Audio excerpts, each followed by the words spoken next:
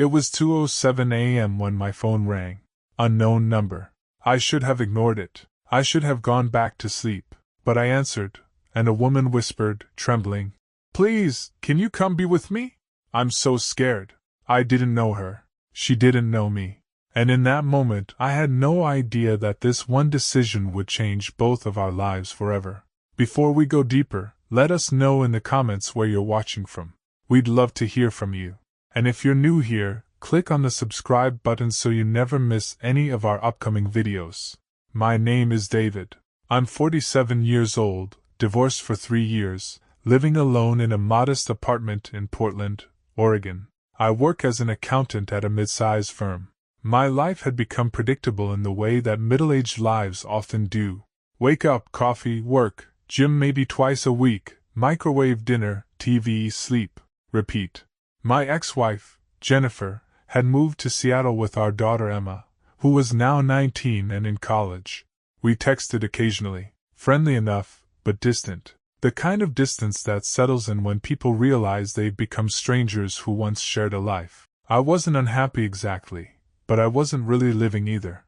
I was just going through the motions, waiting for something I couldn't name. That night, I'd fallen asleep on the couch watching a documentary about climate change. The kind of thing you put on when you can't sleep but don't want to commit to anything too engaging. My phone was on the coffee table, and when it rang, the sound cut through the silence like a knife. I fumbled for it, squinting at the bright screen. Unknown number. My first instinct was to decline it. Spam call, probably. Some robotic voice trying to sell me extended car warranty, or telling me my social security number had been compromised. But it was 2 in the morning. Spam calls don't usually come at 2 in the morning. I hesitated, thumb hovering over the red button, and then some inexplicable pull, made me swipe to answer. "Hello?" My voice was rough with sleep. There was silence on the other end, but not empty silence. I could hear breathing, shallow and uneven, like someone trying not to cry. "Hello?" I said again, more gently this time. "I'm sorry," the voice said. It was a woman, young, maybe in her 30s. "I think I dialed the wrong number." She sounded exhausted, like she'd been crying for hours. "It's okay," I said, sitting up straighter. "Are you all right?" There was a pause, and then she said something that made my heart stop. No, I'm not all right. I'm at the hospital. I'm alone, and I'm so scared, and I just needed to hear a voice. Any voice. I didn't mean to bother you." I should have said something reassuring and polite, wished her well, and hung up. That would have been the normal thing to do, but normal didn't feel right. "What hospital?" I asked. Another pause. "Providence Portland Medical Center, room 412. But you don't have to come. I'm sorry. I shouldn't have called. I'll let you go." "Wait," I said, already getting up and looking for my shoes. "What's your name?" "Claire," she whispered. "My name is Claire." I don't know why I went. Even now, looking back, I can't fully explain it. Maybe it was because I knew what it felt like to be alone in a hospital room, to feel like the world had forgotten you existed. My father had died in a hospital 6 years earlier, and I'd sat with him through those final nights when the nurses were too busy and the halls were too quiet. Or maybe it was something simpler. Maybe I was just tired of being a person who didn't do anything that mattered. Either way, 20 minutes later, I was pulling into the hospital parking lot, my hands gripping the steering wheel tighter than necessary, wondering what on earth I was doing. The hospital lobby was nearly empty at that hour. A security guard sat at the front desk, half asleep, barely glancing at me as I walked past. The fluorescent lights buzzed overhead, casting everything in that sickly yellowish glow that hospitals always seem to have. I took the elevator to the 4th floor, my heart pounding in a way that felt both ridiculous and necessary. Room 412 was at the end of a long corridor. The door was slightly ajar, and through the crack, I could see the faint blue glow of a television. I knocked softly. "Claire?" For a moment, nothing. Then, quietly, "Come in." I pushed the door open and stepped inside. The room was small and sterile, the air heavy with the smell of antiseptic and something else, something I couldn't quite place. Sadness, maybe? Or fear. Claire was sitting up in bed, her back against a stack of pillows, and 4 line running into her left arm. She looked younger than she'd sounded on the phone, maybe early 30s, with dark hair pulled back into a messy ponytail, and eyes that looked like they'd seen too much.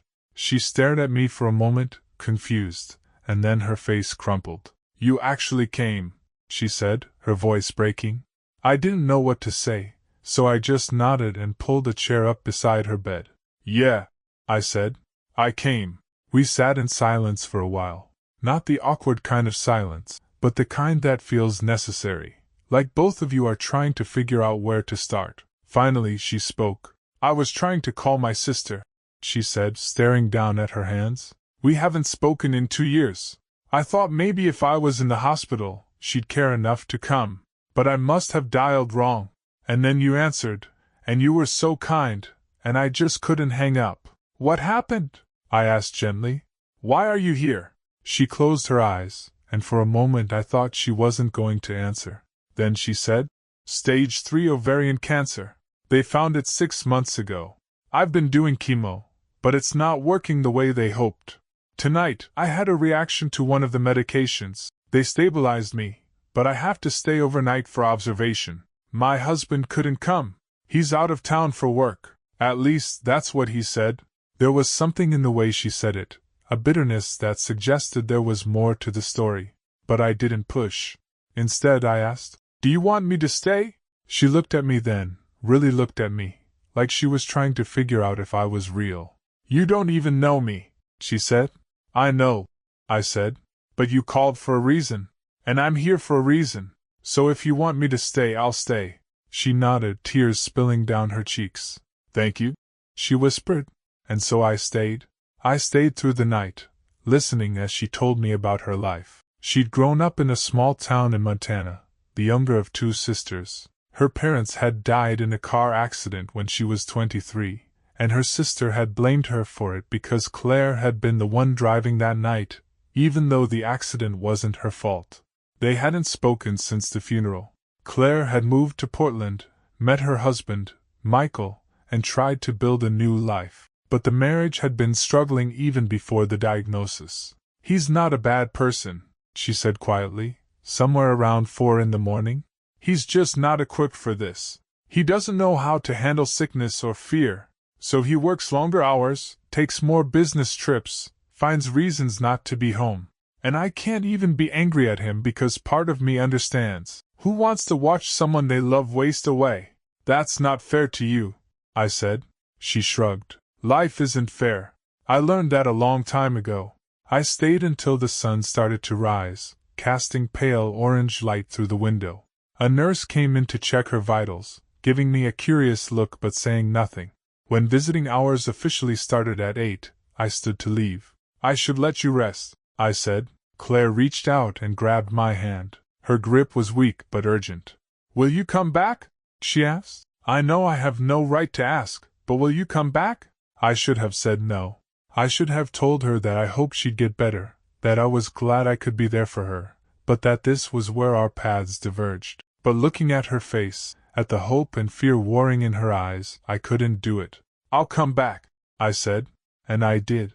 I came back that evening after work, and the evening after that, and the evening after that. It became part of my routine. Work, hospital, home. Sometimes we talked. Sometimes we just sat in comfortable silence, watching old sitcoms on the small TV mounted to the wall. She told me about her childhood, about the horses she used to ride in Montana, about her first love and her first heartbreak. I told her about my divorce, about my daughter, about the quiet loneliness that had settled into my bones over the past few years. Have you ever met someone who felt like they understood you without you having to explain yourself? That's what it was like with Claire. 2 strangers, brought together by accident, finding something neither of us had been looking for. Think about this for a moment. What would you have done in my position? Would you have gone to that hospital room for a complete stranger at 2 in the morning? Let me know in the comments below. I'd love to hear your thoughts. 3 weeks into our strange friendship, Claire was discharged from the hospital.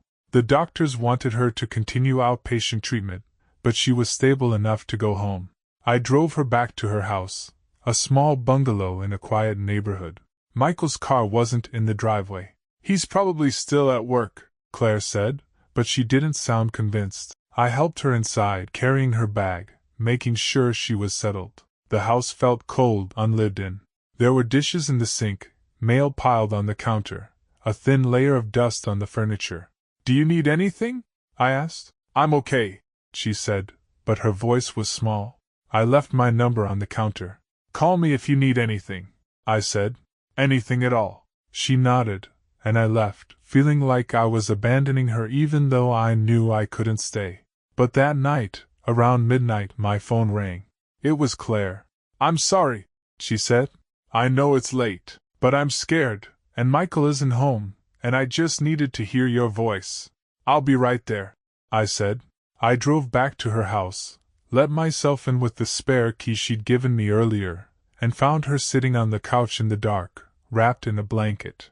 I sat beside her, and she leaned her head on my shoulder.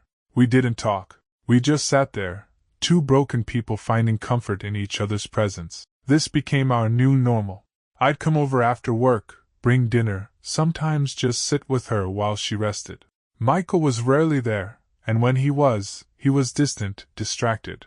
Claire never complained, but I could see the hurt in her eyes every time he made an excuse to leave. One evening, about 2 months after we'd first met, Claire told me something that made everything click into place. Michael's having an affair, she said matter-of-factly, staring at the TV. I've known for a while. I found text messages on his phone. He doesn't know I know. I felt anger rise in my chest, hot and sharp. Why are you still here? I asked. Why don't you leave? She looked at me with tired eyes. Where would I go, David?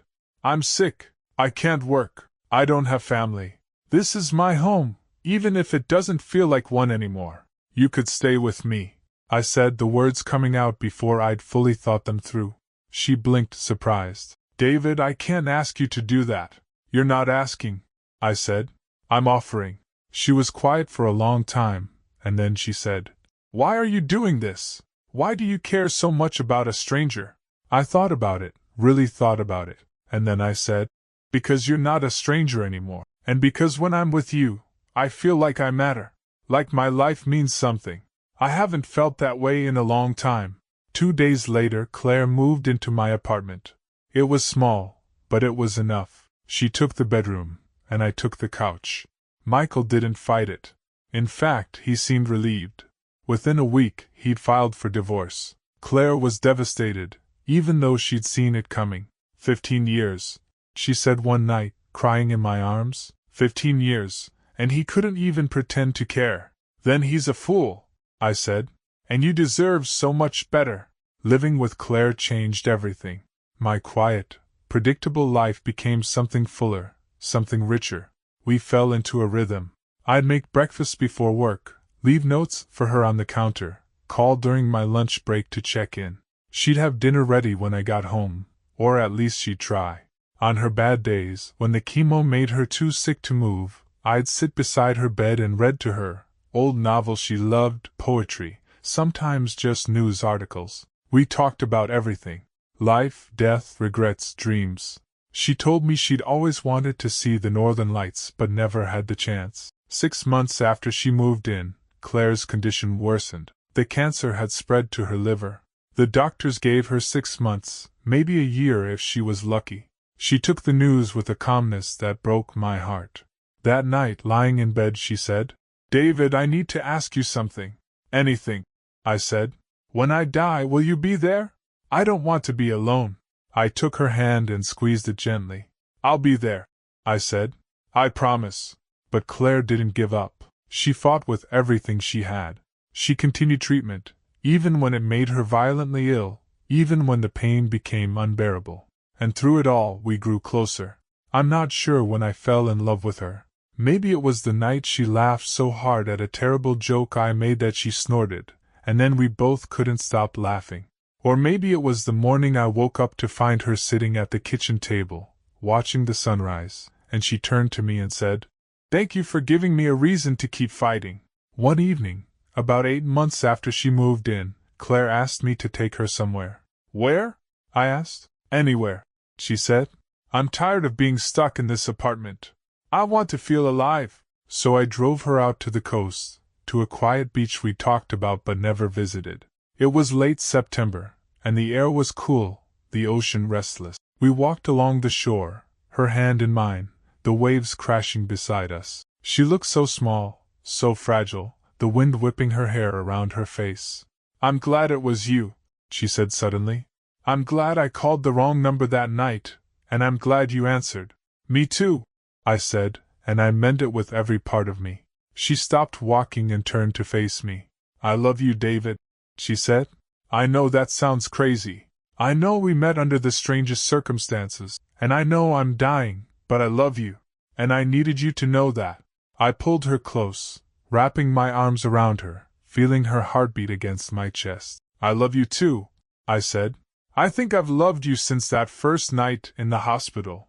We stood there for a long time, holding each other as the sun set over the ocean, painting the sky in shades of gold and pink. It was one of those perfect moments, the kind you want to freeze and live in forever. But life doesn't work that way. 3 months later, Claire's body began to shut down. The doctors said there was nothing more they could do. We brought her home, set up a hospital bed in the living room, and I took a leave of absence from work to care for her. Those final weeks were the hardest and most beautiful of my life. She was in pain, but she never complained. We spent our days talking, reminiscing, sometimes just holding hands in silence. Let me ask you something. Have you ever loved someone so deeply that even knowing you'd lose them, you wouldn't trade a single moment?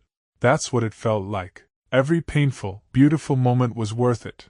One afternoon, she asked me to play her favorite song, an old folk tune her mother used to sing to her.